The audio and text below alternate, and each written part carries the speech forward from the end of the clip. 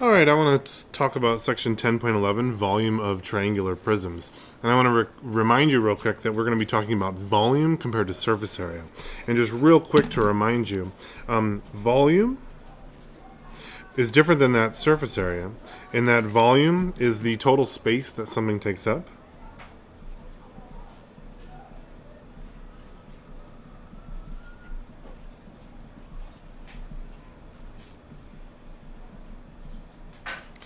And it's in all three dimensions. Whereas surface area is more the area along the edges of something.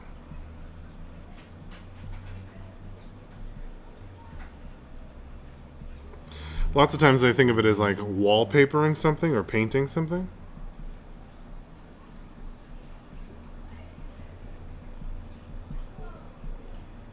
And it's in two dimensions, and it's just kind of like that instead.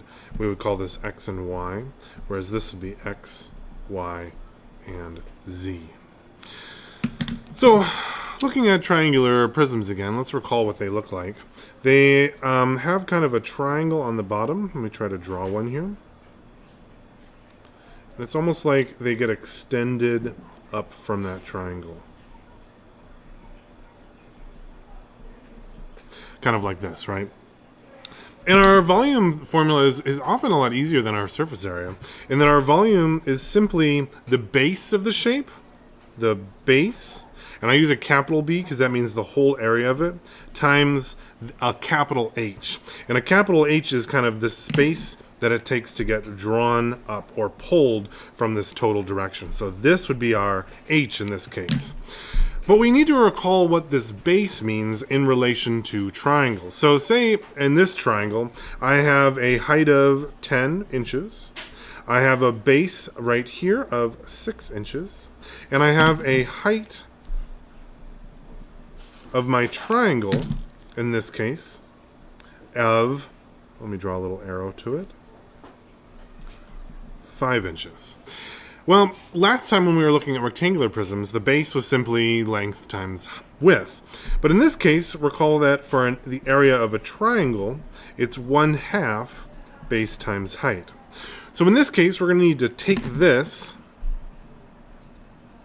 and put it into this for our base.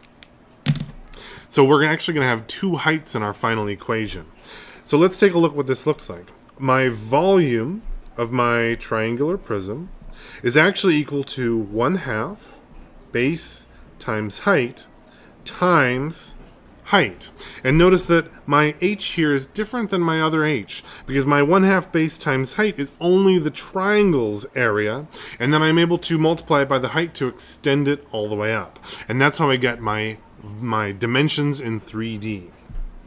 Let's plug in the data and try it out for this formula. My volume is equal to 1/2 base times height times big height. Okay, 1/2 times my base here is going to be 6 inches. My height for my triangle is going to be 5 inches. And my big height for my whole triangular prism is going to be 10 inches. All right, let's see what I've got.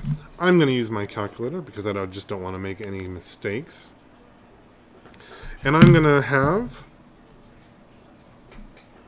6 times 5 times 10 times 0.5 is going to give me 150.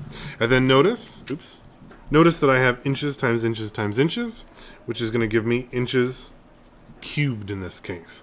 And this is going to be the total volume of the triangle that I've got. Not too bad. I don't think it's too difficult. If you feel like you get it, go ahead and go on. I'll do one more example if you'd like to stick around and watch. Example 1. In this case, let me load up my examples. We are doing chapter 10.11. And let's take a look at number 1. They give us a base of 6 inches, height of 4 inches, and a big height of 5 inches. I'm just going to use my formula in this case. My volume of a triangular prism is equal to 1/2 times 6 times 4 times 5. And I should have all of my units in there as well. 6 times 4 times 5 times 0.5. Let's see what that would be. 6 times 4 times 5 times 0.5 is equal to 60 inches cubed. And of course, our units are very important when we're doing volume. Go ahead and good luck.